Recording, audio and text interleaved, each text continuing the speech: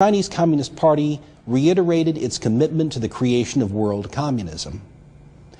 In December of 1996, the Clinton administration welcomed Red Chinese General Che Huitian with full military honors.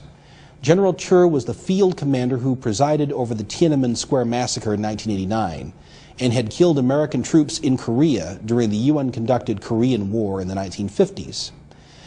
At the general's Pentagon reception, former Secretary of Defense William Perry introduced the communist butcher as "my colleague, General Che." If General Che of Red China's People's Liberation Army is the colleague of America's Secretary of Defense, who is the enemy? If Russia, China, and other socialist nations are the strategic and economic partners of the United States, what role will America's military power play in this new world order? In 1961, the CFR-dominated State Department issued publication 7277, Freedom from War, the United States Program for General and Complete Disarmament in a Peaceful World. That document, which remains the basic framework for U.S. arms control policy, sketched out a three-stage program of progressive controlled disarmament to a point where no state would have the military power to challenge the progressively strengthened UN peace force. In the final stage, states would retain only those forces, non-nuclear armaments, and establishments required for the purpose of maintaining internal order. They would also support and provide agreed manpower for a UN peace force. In other words, in the New World Order, America's military will provide manpower for a UN World Army and a centralized internal security force. Is this taking place? Tragically, the answer is yes. America's leaders are openly promoting Soviet-style notions of law and order. American law enforcement agencies are collaborating with their supposed Soviet counterparts, and America's military is being indoctrinated in ideas derived directly from the Freedom from War document. The Oklahoma City tragedy has given President Clinton a pretext to display a Marxist approach to political dissent. During a speech on June 1, 1995, President Clinton declared that when Americans hear people criticizing the federal government, they should stand up and stick their fist in the sky and shout them down, a sentiment that might just as easily have been uttered by Chairman Mao in Communist China. The FBI now has an office in Moscow, and agents of Russia's Federal Security Service, the successor to the KGB, now train at the FBI's academy in Quantico, Virginia. One of the first ventures in joint FBI-KGB operations came during the notorious Waco siege, when the FBI Counterterrorism Center availed itself of the expertise of Igor Smirnov of Moscow's Institute of Psycho-Correction.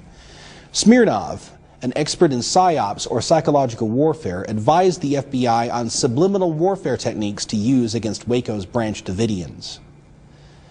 Let us also consider the September 1996 issue of the Atlantic Monthly, in which author Robert Kaplan described a visit to the Army's Military Studies Office and Battle Command Training Program at Fort Leavenworth, Kansas, where new military doctrines are written and disseminated to America's rising generation of military leaders.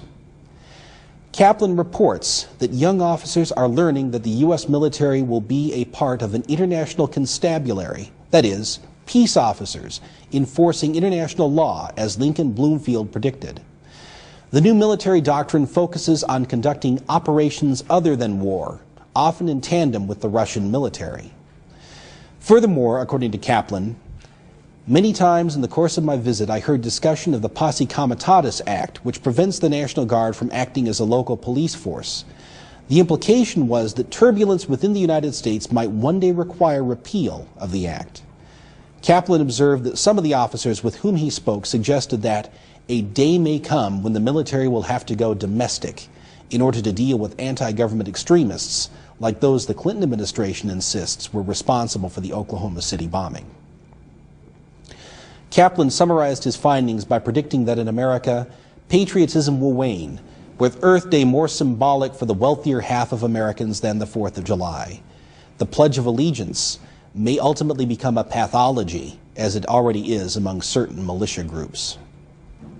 More than 4 decades ago, international banking heavyweight James Warburg, a member of the CFR, arrogantly informed the Senate Foreign Relations Committee that we shall have world government whether or not we like it. The question is only whether world government will be achieved by consent or by conquest.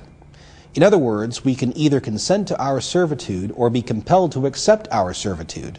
In either case, we would have no choice but to submit to world government, with all of the attendant horrors that have accompanied unlimited government in this bloody century.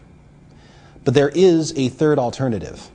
Americans who still reside in the freest and most prosperous nation on earth can educate themselves about the designs and actions of the power elite and take effective action to preserve their liberty and independence. The tragedy of our time is that a conspiracy exists to subvert our independence and destroy our liberties. But within that tragedy are the seeds of hope. There is no iron law of history that dictates an end to American independence and our constitutionally protected liberties. All conspiracies can be defeated through exposure and the mobilization of morally alert citizens. Consider the recent case of Anthony Lake, President Clinton's choice to head the Central Intelligence Agency. Mr. Lake, like President Clinton, is a member of the CFR. He was also intimately associated with the Institute for Policy Studies, an ultra-leftist group in Washington, D.C. that was linked to the KGB and Cuba's DGI intelligence agency. Furthermore, in 1975, Lake had written a newspaper column urging that Cambodia be handed over to the communist Khmer Rouge in order to put an end to unnecessary killing that resulted from armed resistance to communism. Think of it. The President of the United States, an erstwhile member of the communist-aligned anti-Vietnam War movement, nominated a former apologist for Cambodia's communist Khmer Rouge to be director of the CIA, and the nomination met with the approval of the major media, the foreign policy establishment, and several key Republican senators. Lake's confirmation seemed all but assured, yet on March 17, 1997, after a few days of Senate committee hearings, Lake withdrew his nomination. Why? The answer, according to the New York Times, Roll Call, and other organs of the establishment press, was the intervention of the John Birch Society, which assembled the definitive dossier on Anthony Lake's subversive background. The one thing that is lethal to the ambitions of conspiracies and conspirators is exposure. This is why the special Conspiracy for Global Control edition of the New American Magazine is so important.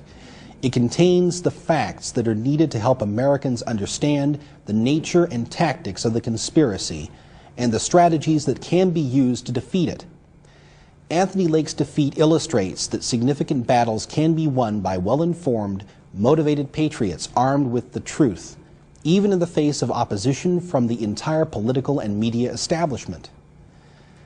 For nearly 40 years, the John Birch Society has provided principal leadership in the struggle for less government, more responsibility, and, with God's help, a better